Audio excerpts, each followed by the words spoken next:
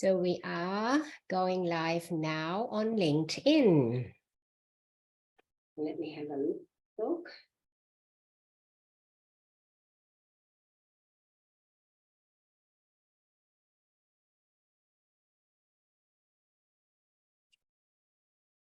And we should be almost there. Come on, LinkedIn. There you are. It's showing me. There we go. Right. And we are here as well. Let me just switch over to make sure all bits are working here. A little bit of a delay on here. And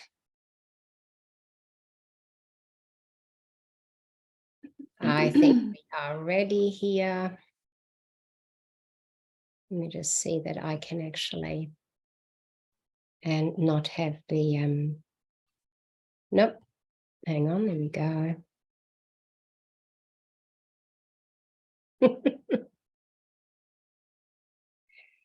All right, I think all things are on the go now, which is fantastic.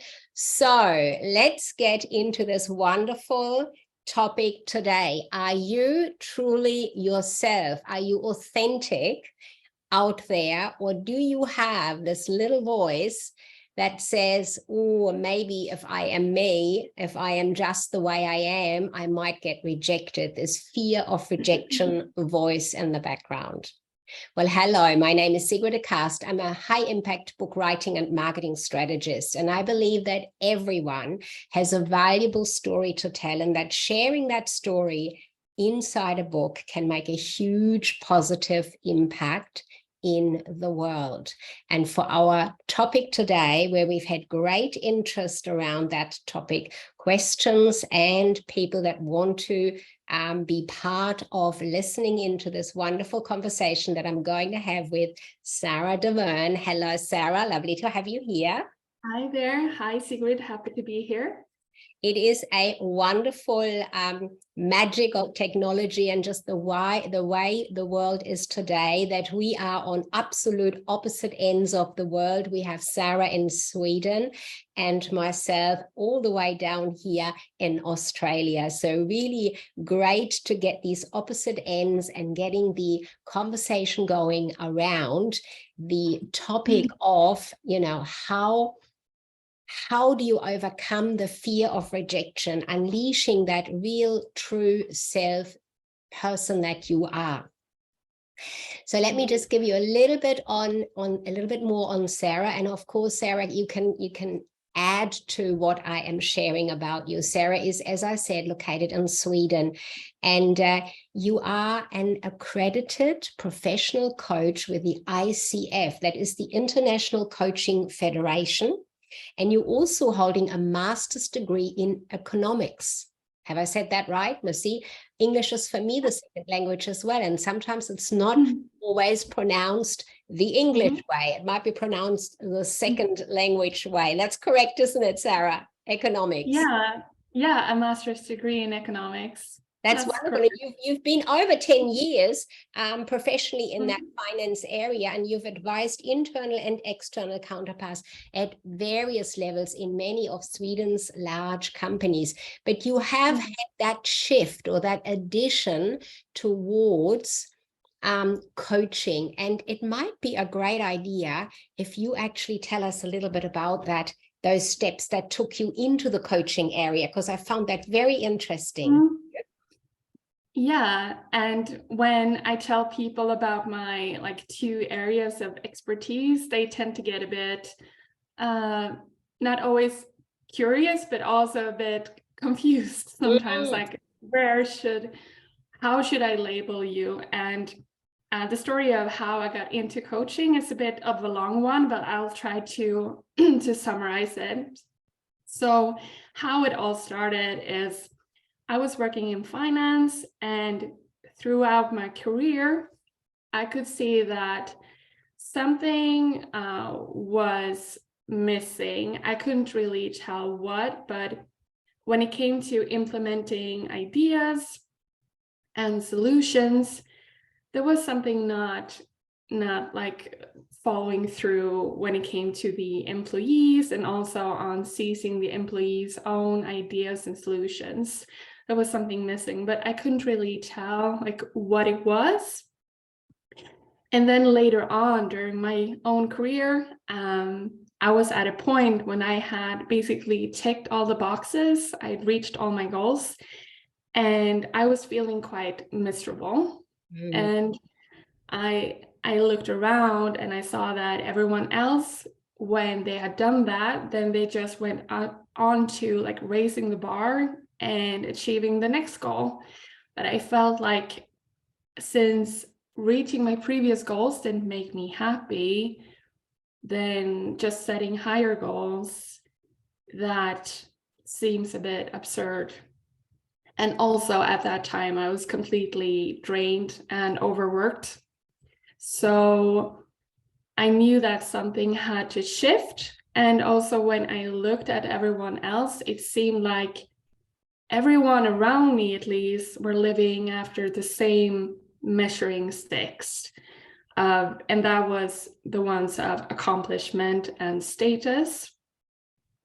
And when I started paying attention to that, I was a bit like, are my goals really my own? And it started a process, because I was really convinced up to that point that I had been true to myself and authentic. Although when I paused, I realized that on many levels, I was holding myself back and I wasn't true to myself. And when I had that realization, it was quite of a shock, to tell you the truth. So I realized that in order for me at this stage to come to terms with where I haven't been fooling myself, I need to do quite a big inner dive to get that sorted. Yeah. But that was quite overwhelming. So it wasn't until I had actually a full burnout that I was able to do it. Right. So really what I'm hearing is, Sara, it's really interesting. You did not realize that you weren't really true to yourself. You thought you were, but you weren't. And that might be the key to a lot of people. Yes, they have confidence. Yes, they are out there and they are in business. They are doing and working and speaking, but somewhere that little seed, they haven't really realized that it isn't fully themselves. Would you agree? Do you think that is putting it? Yeah, I think that if we really take a pause, and that is why we don't take pauses, because then we are forced to be confronted with ourselves. And if we do, then we know that there's this little voice trying to say something to us. And depending on who we are, that manifests itself in different ways. And you had something very interesting too. So I picked up on a wonderful post that you did a couple of weeks ago. And I want to say, for everyone who is listening, it is always good to make sure that when you are on LinkedIn and you see things, to stop and really look at them a bit deeper, because we are also time poor. We kind of tend to scroll through. But there's so much value in it. The one I picked up on talked in particular around this fear of rejection. And something interesting you said, and this is probably come through because you took on coaching now. People don't always understand really what coaching entails, how that is different from, let's say, consulting, but also there's a lot of misunderstanding, and I think people might not even look for coaching as that framework or as that terminology when they fear something is out of balance. How do you see that when people come to you? Were they actually looking for coaching, or were they looking for help with something particular? Yeah, that's really interesting topic in and of itself. In Sweden, for example, coaching is not as established as a profession as it is in, for example, the US, where it's very common.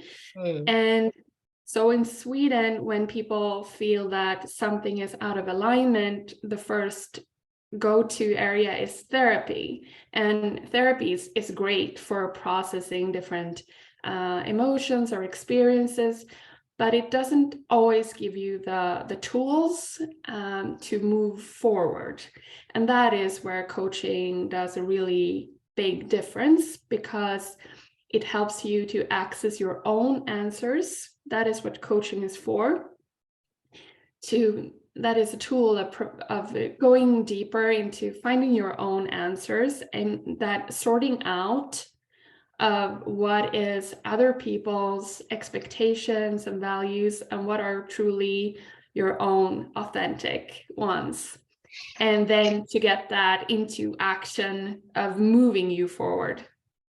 I love that. And particularly too, you've said something or you wrote something around coaching gives you the tools and also to tap into our own answers. If I think I'm saying that correct, to tap into our own answers. So you're saying we really know what we think we don't know, but it takes that outside look in to say, you know it, here's how you can find it. Is that correct? I think we can find our answers ourselves also on our own, but it might take a way much longer time if we go about it that way. And there are many ways coaching can help you. It's both a support in the process, and it's also challenging you a bit about, because we all have blind spots. I mean, I have a coach myself. We need that. We have blind spots and we have limiting beliefs about ourselves holding us back. And that partnership can really help you in diffusing some of that beliefs to help you move forward.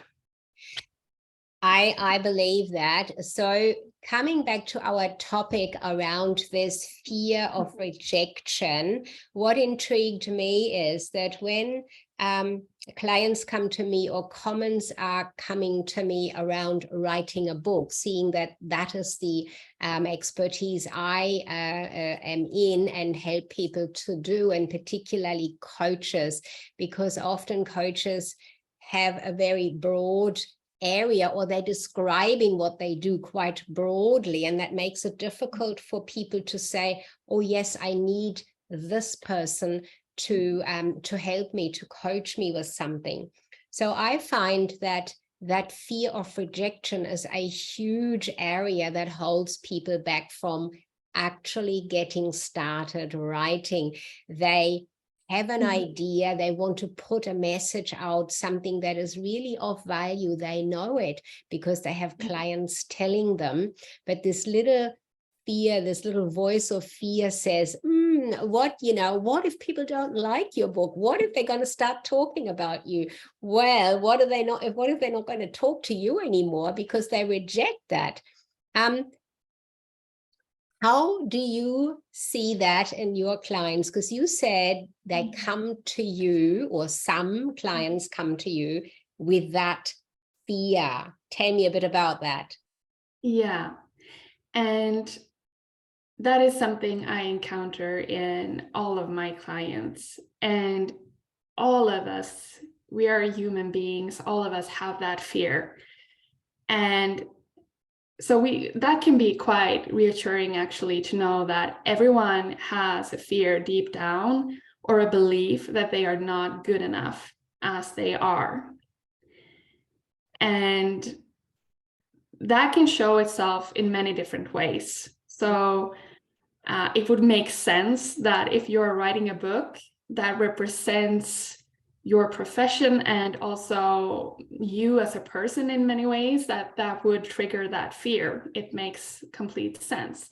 So what I would do then is to get really curious about the narrative that's been playing out. Because oftentimes we have this, so what if I write a book, in your case with your clients, what if I write a book and people will reject it? Then the first step is to get curious. So what would that mean about me? What is the narrative I'm playing out in my mind that would prove as true for me? Because what's going on there is that we're having unconscious beliefs about ourselves that have been ingrained throughout our lives, depending on what we've been through, and that we are afraid that will be proven as true. So that is what prevents us from moving forward, of taking the action that we really want to take. So you are asking them to ask themselves that question or questions around that, and that can then stimulate the person to look deeper at what is it? Is it most of the time something from the past that kind of comes up for us later on in life, where this fear comes from? I like it that you said we all have that. It does make it a bit easier. It's not just... No, exactly. Everyone has that, and it's a normal human thing, and it can be stronger in others than in some because of what we've been through. I know for myself, for example, I had a belief that I can't show my sensitive side because that would get me rejected. That was very true for me. But it wasn't really true. I was looking for it to be proven true, and of course then it was. But when you come to narrow down the belief and see what is it really about, then you can start to question it. Like, how true is that really? So for example, in many of my clients, it can be, so what if I will be proven as not smart enough, for example. And then we can come to see, okay, so where does that come from, really? When was the first time you get to believe that you are not smart enough? And how true is that really? And when we come to investigate that, we can see that no, all of these beliefs are really subjective. They're not ultimate truths. And we can find different ways of looking at it and start looking for what we want to pay attention to. So in a way, we are kind of making up our own story around that from something that happened. It's not necessarily it happened like that, and it's definitely not now in that same way. Is that, am I hearing that right? Yes, exactly. Yeah. Do you have with clients, do you have one or the other groups that are more feeling this or less feeling it? And I'm just making thinking of like men versus women. Is there a difference, or is that not something you could establish if there is a difference? I'm not sure if I can establish that there's a difference, but I would say that some people are more in touch with their beliefs and their feelings than others. It can be more or less conscious, depending on just naturally where we are and what kind of inner work we've done and what we've been forced to be confronted with in our external lives. So it's just up to the person, and to start with looking at where am I? So like if I am about to write a book, so what do I need right now? What kind of support do I need? Where do I need to start? Mm. For example. Right, right. And so this fear is there, but it can be overcome, and it's definitely inside that we can bring that out and overcome it through questioning. Are you able, and I don't want to put you on the spot, but are you able to maybe say 1, 2, or 3 things particularly that people can use to overcome this fear, at least in as much as wanting to go to the next thing that they want to do? Yeah, for sure. I think something that's really important and that often gets overlooked, especially in many of the clients that I work with, because many are like high achievers that are used to doing a lot of analysis. They tend to get a lot up in their heads. So something you can do is to really, you're laughing, something you recognize perhaps? Yes, I do. I'm in my head a lot. Yeah. So something that we can do is to start getting more into our bodies and becoming comfortable being in our bodies and regulating our nervous system. And that all depends on where we are, and there are lots of different ways of doing that. Breathing techniques can help, but if you tend to be like a very up in your head, it can be good to activate your body, like qigong, yoga. There are lots of different ways. So that is a great way to get started and not to be underestimated. And then to learn to feel your feelings, and also to map out, what am I feeling? I've seen different studies that the regular person is able to recognize maybe 3 different feelings on average, but there are many more.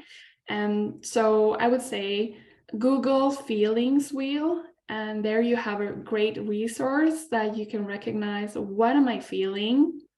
And you can then from that track, okay, what triggered that feeling? What was the narrative? And then you can see, what is it all really about? What's getting in my way? Is it that I'm not smart enough, or is it that I'm afraid of being rejected because of something else? And once you get that narrowed down, then you can really start the work of processing what triggered that and questioning the narrative of getting something else in place. So would you say then that it is this fear of rejection that probably everybody has from what you have, what you have shared? Would you say that we really need to work on that, and through working on that, get it out of the way, for a really practical, easy way to say? So what I heard you say, the tips would be, number 1 is to really have a look, what is actually going on in my head here? What's this fear? Where's this coming from? Is it real? Is it not real? And kind of exploring on questioning ourselves. That would be number 1.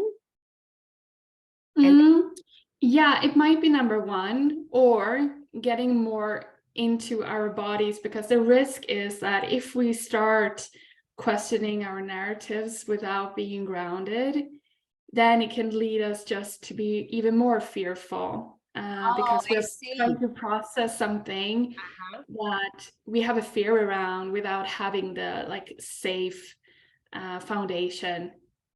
So So we need to feel it more rather than think it. Is that more what you're saying? Yeah, it's a combination. Yeah. Yeah, it all depends on the person, I would say, because some people are more feeling oriented, and they are less questioning. But some people, on the other hand, they are more up in their heads analyzing, so they have a harder time accessing their feelings. But we want to balance that. We want to be able to access our feelings, our thoughts and our intuitions, because the intuition is more in line with what is the truth actually.